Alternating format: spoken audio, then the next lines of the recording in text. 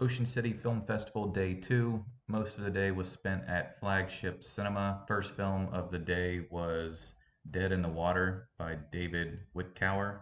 This was a feature-length documentary about regulations in the commercial fishing industry, specifically in the northeast region of the US. So basically the story is about the NOAA regulations, the National Oceanic Atmospheric Administration, versus the US commercial fishing industry. Apparently, NOAA is second only to the IRS in the number of regulations they have on the books. The fishermen aren't necessarily saying they're disagreeing with regulations, just the way in which the regulations are being imposed. Mostly about how they're sampling the data population. The fishermen know the migration patterns of the fish, where they're moving because of change in water temperature and change in water depths. It seemed like NOAA was just kind of taking a random geo point and calling that some type of location for sampling. It was a good documentary. You kind of feel for both sides. You don't want the ocean to be overfished and depleted of all fish and ruin the ecosystem, but at the same time, most of these fishermen are independent fishermen.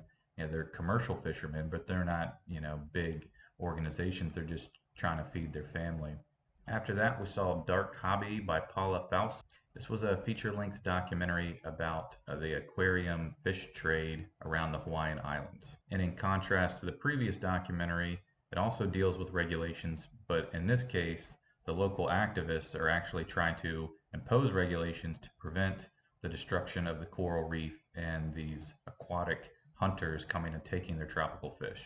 So there's a lot of back and forth with the conservationists and the court system that spans like 12 years or something. This has been going on. This was an incredibly beautiful film, lots of great underwater cinematography. I can't imagine how many hours they probably have logged of all this underwater coral reef and all these fish, and how many dive hours they spent trying to capture all of this. They even had some footage of the aquatic hunters down there trying to capture these fish and attacking. The conservationists are basically just documenting what they're doing down there in the reef. At one point, they talk about the method in which they capture 90% of the fish is they go down into the reef with a little bottle full of cyanide and spray it into the reef, and it stuns the fish, like sucks all the oxygen out of their brain, and then they capture the fish, take it back up on the boat, and if it didn't die, then they quickly bag it and try to get it to market as fast as possible. It's fucked. It certainly changed my opinion on saltwater tanks and aquariums. And it's something that's crossed my mind from time to time, but after watching this documentary, I'm pretty sure I don't think I'd ever get a saltwater tank. The next film was Expedition Thailand. It's actually part 3 of a series, The Chai Lai Orchid by Daniel Mason and Michelle Moralis. This was a documentary travel log of this group that went to the Chai Lai Orchid in Thailand.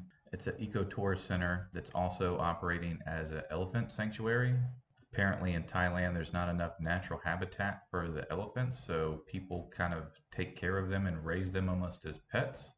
It's mostly a statement on the benefits of ecotourism versus mass tourism. From there, we hopped over to the Art League for their first Friday event. We saw Ian Postley there. He has a studio for a month.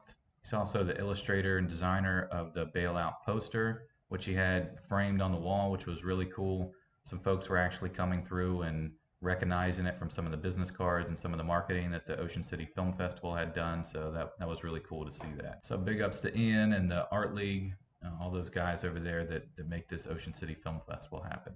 From there, we raced back to Flagship Cinema for the environmental and aquatic short block. The first film of that block was The Trail Beyond Highland Road by Eli Copperman. This was an animated micro short on the consequences of deforestation. This was a fun film, good comedic beats, family of enraged deers running throughout the town, terrorizing it.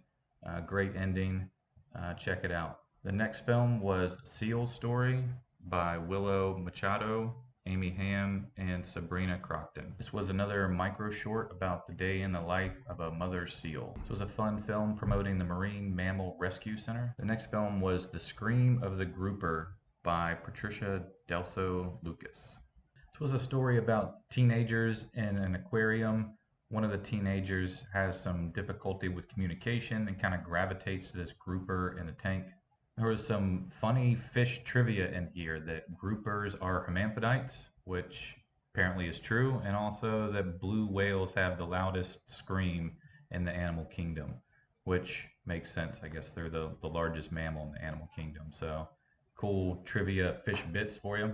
The next film was Deadline Porto Santo by Goncalo Ornelas Gomes.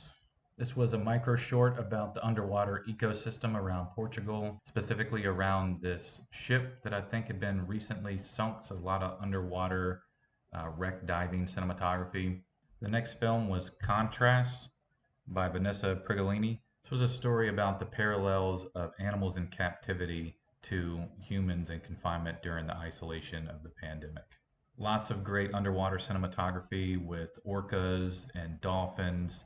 Really strong message here about the freedom that these large mammals have. A free reign of the ocean, freedom to hunt and socialize. Whereas in captivity, they're constantly having to do tricks and beg for a dead fish out of a bucket. Free Willy, the orca, even made a guest appearance in the film. The next film was Beaver Boys by Jeffrey Hope. This was a comedic short with two quirky characters attempting to save the world from pollution. Jeffrey, his first assistant director, and the director of photography were in attendance for this screening. This film seemed to hit all the right comedic beats. It definitely had the crowd laughing. It was well edited to make the punchlines deliver effectively. Good cinematography, a lot of good tracking shots. My favorite scene was probably during the credits. The choreographed dance scene was really funny, so make sure you stick for the credits. The next film was My Journey Across the Ocean by Madeleine Kelly Toomey. This was an animated short about traveling across the Atlantic and coming across trash pretty much everywhere, even places that humans hadn't visited, polluted with trash. The last film of the evening was Drops in the Ocean by Dongheon Shin. This was a short film documenting Raja Ampat in Indonesia, which is a big coral reef dive destination. This was a really good film to end the evening with. It was a feel-good story about how the place used to be the #1 source for shark hunting for shark fin soup, and how they've turned it around by hiring local residents to fend off the poachers. And now it's one of the most biodiverse coral reefs in the world. Then there was an after party at Mother's Cantina. We stopped by for a little bit to have some beers, eat a couple tacos. Good way to end the day.